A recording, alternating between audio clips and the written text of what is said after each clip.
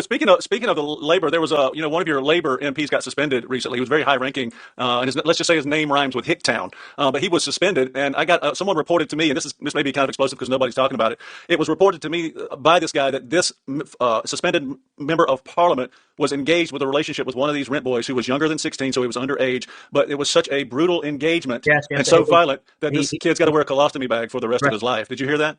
Yes, unfortunately, I did. Yes. Yeah. But the worst part of it to me is now I'm finding out there's potentially either a super injunction or a gag order on either members of Parliament or the media for nobody to talk about it. So basically, this guy's being protected in these heinous acts against this young boy, underage child, being protected by all of these people by the super injunction.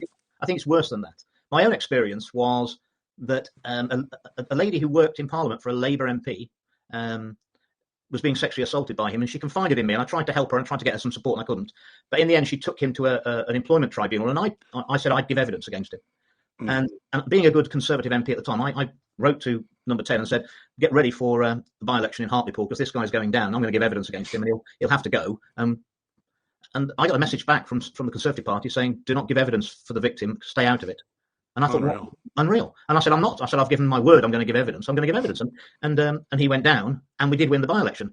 But I came to realise what it was. It's a sort of unwritten rule that we don't expose their sexual deviance, and they don't expose, and that's how bad it is.